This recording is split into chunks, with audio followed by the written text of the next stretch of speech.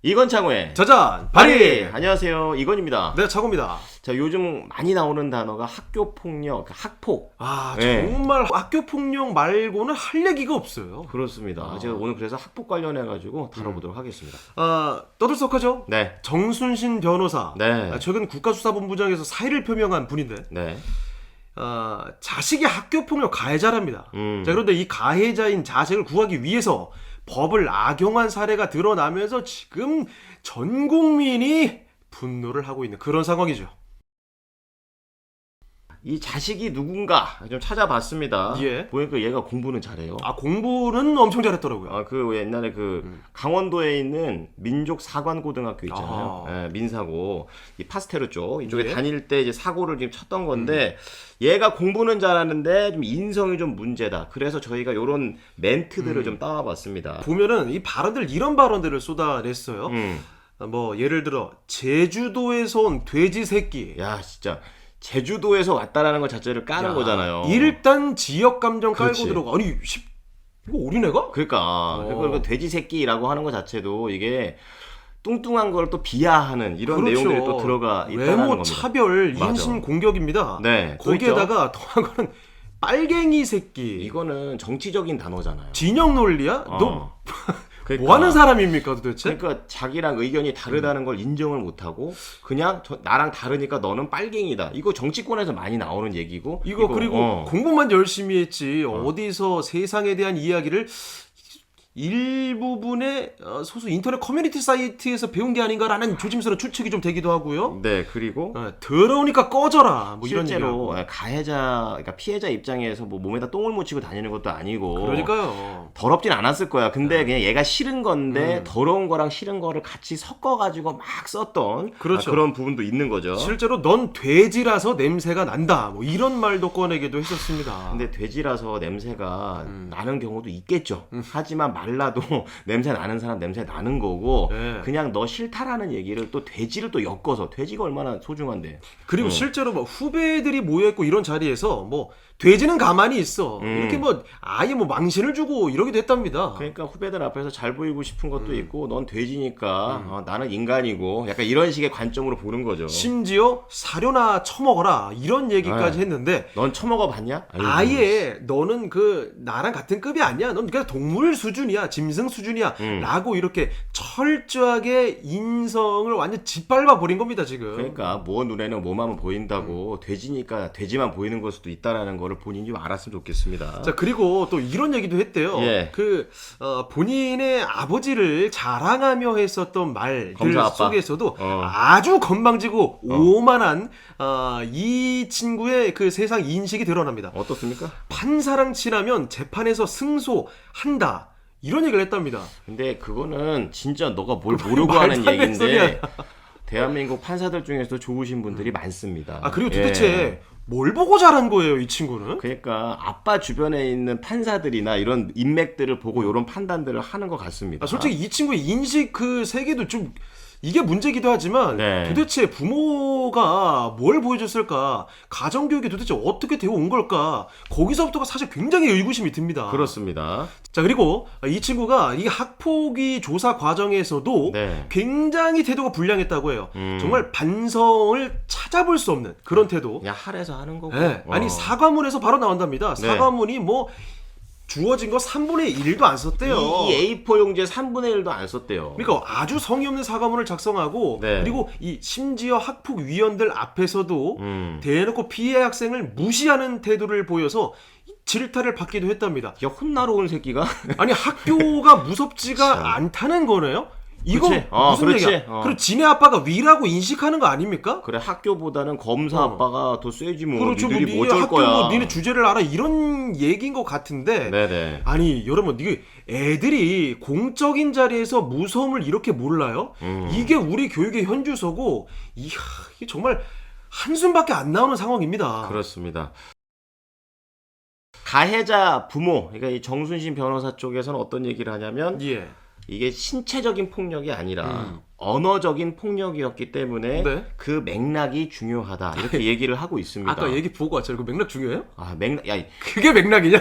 사료나 처먹어라 이 돼지 새끼야. 이게 어떻게 맥락으로 봤을 때 이해가 됩니까? 빨갱이 새끼, 제주도 차별. 자, 양측 간에 이렇게 두 번의 학폭이만 두 번 있었어요. 네. 이것도 피해자가 요청하고 해가지고 학폭이 열렸습니다. 네. 중간에 뭐 학폭이 1차 학폭이 조정위, 2차 학폭위까지 열렸는데 이걸로 뭐 안 된 겁니다. 자, 그 다음에 이제 실제로 소송까지 진행이 됐는데 네. 뭐 춘천지법 1심부터 서울고법 2심, 대법원 3심까지 딱 가게 됐는데 뭐 그리고 그 이외 나머지 다 이거 가해자가 내면서 질질 그냥 시간 끌어 왔다라는 겁니다. 이미 학교에서는 너 딴 데로 전화 가라 이렇게 얘기를 했는데 계속해서 그거를 불복하면서 그렇죠. 법원으로 계속해서 시간을 끌었고 그 시간 동안 피해자 가해자가 같은 학교에 계속 있었다는 거예요. 몇 이게 년 동안. 무슨 일입니까 도대체? 그렇습니다. 이 정순신 변호사 가해자 부모라고 할게요. 이 네. 사람이 또 무슨 말했냐면 무책임한 발언일 수도 있습니다. 하지만 당시에는 변호사의 판단을 따를 수밖에 없었다라고 말을 했어요. 무슨 소리야? 본인 법조인 아니에요? 이거 판단 안 돼요? 아, 뭐 진짜. 법률적으로만 판단하면 되겠다는 얘기네. 본인 자식에 대한 실수, 윤리적인 문제는 안 보려고 하는 거네요, 이거 지금? 그리고 이게 해명이야? 법을 몰라도 그런 윤리적이고 도덕적인 거는 판단할 수가 있는 그렇죠. 겁니다. 심지어 더 잘 아는 사람이 이딴 소리를 하고 있어. 그러니까 자기 자식 피해 안 가고 그걸 확자해서 자기까지 피해가 안 오게 하려고 하는 여러 가지 행동들을 했다라는 거고. 그렇죠. 실제로 이 사람 이제 변호사들이 하라는 대로 했다. 변호사들도 지금 엮여 있는 게 너무 온갖 법적 조치를 다 했기 때문에 네. 이게 일개 변호사가 알 수가 없다고 해요. 그래서 검사면서 변호사까지 동시에 다 해서 인맥을 돌릴 수 있는 전체적인 핸들링을 이 사람이 했다라는 말들도 있습니다. 자, 그리고 이 학교 선생님들 말을 들어보면요. 네. 이거 정말 뭐 가관입니다. 진짜. 어때요? 선도하려고 해도 부모가 많이 맞고 있다. 뭐 이런 얘기도 했다고요? 이게 다네. 야, 평소에 어쨌다는 거예요, 도대체? 입김 장난 아니었다는 선생님들이 이렇게 눈치를 본다고? 자, 그리고 1차 진술서를 지금 쓴 거 보니까 부모님께 피드백, 그러니까 이 법적인 검토를 받아서 교정해 오는 짓을 하더라. 그러니까 문제가 안 되게. 그리고 2차 진술서도 부모가 전부 코치를 해서 썼었다. 선생님들이 보기에 이랬다는 거예요. 그럼 도대체 얼마나 교묘하게 본인 잘못을 인정하기 위한 이런 게 아니라 잘 피해가기 위해서 법적으로 요리조리 이 흔적들이 얼마나 많이 보였다는 겁니까 이게? 예, 그 선생님들도 이 정군에 대한 성격을 평소에 좀 많이 봐오셨으니까 그렇죠. 이런 얘기도 하셨대요. 정군은 본인보다 급이 높다고 판단하면 굉장히 잘해주고 아니 이게 선생님 입에서 나올 수 있는 얘기라고? 아니, 급이 잘해 쉽게 말하면 이렇다는 거죠.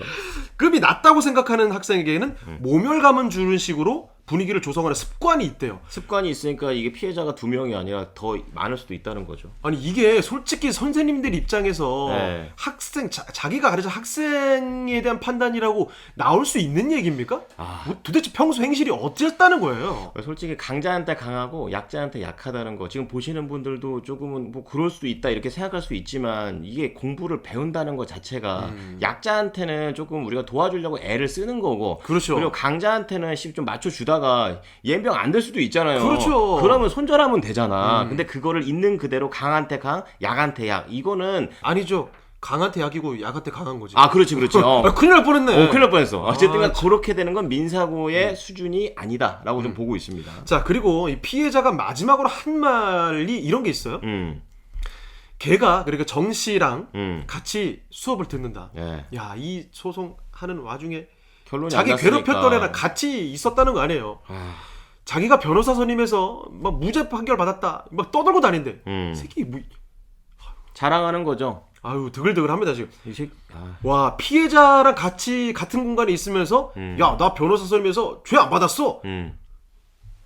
이게 현실입니다. 네. 정말 끔찍한 교육의 현 주소고요. 네. 애들이 그걸 듣고 웃고 주변에서 네. 정말 악마인 것 같았다라는 피해자의 하소연 이런 말까지 나왔다는 겁니다. 야, 근데 너 잘 생각해봐라. 옆에서 웃고 있던 친구들도 속으로 네 욕할 수도 있어. 그렇습니다. 그냥 네 힘이 세니까 그냥 비응신 이러고서 그냥 웃고 말할 수도 있고 같이 웃는 놈들도 사실은 잘못된 거를 인지를 분명히 해야 되는 겁니다. 그렇습니다. 자, 오늘 결론 내보도록 하겠습니다. 자, 자식은 부모의 거울이다. 애 행동과 생각에서 부모가 이 모양이구나라는 것들이 드러난 거죠. 그러니까 애가 이상하게 나가면 잡아야 될 거 아니야. 자, 그리고 예. 이런 학교 폭력 이야기 요즘에 정말 여기저기서 나오고 있는데요.